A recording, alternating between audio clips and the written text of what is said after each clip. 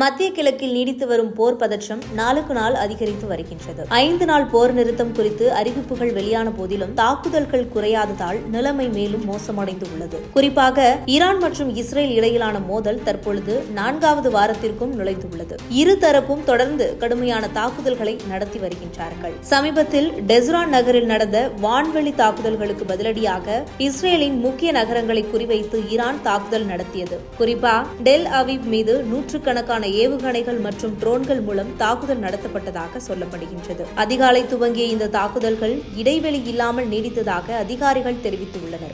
இதில் சுமார் 100 கிலோ வெடிபொருள் கொண்ட ஏவுகணை ஒன்று இஸ்ரேலின் வான் பாதுகாப்பை மீறி டெல் அவிவில் வெடித்தது.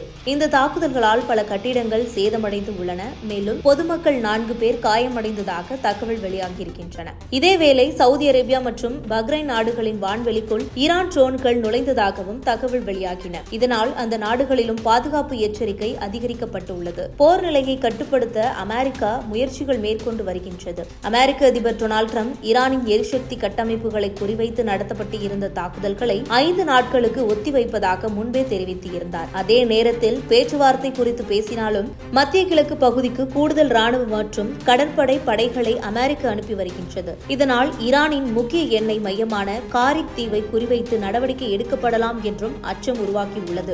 மறுபக்கம் இஸ்ரேல் பிரதமர் பெஞ்சமின் நெதன்யாகு தாக்குதல்களை நிறுத்தப் போவதில்லை என தெரிவித்துள்ளார். மேலும் பல முக்கிய நடவடிக்கைகளை மேற்கொள்ள வேண்டிய உள்ளது எனவும் அவரது கூற்று போர் மேலும் தீவிரமடையும் சாத்தியத்தை காட்டுகின்றது. அதே நேரத்தில் அமெரிக்க ஈரான் பேச்சுவார்த்தை நடைபெறுகிறது என்ற தகவல்களை ஈரான் தரப்பு மறுத்துள்ளது.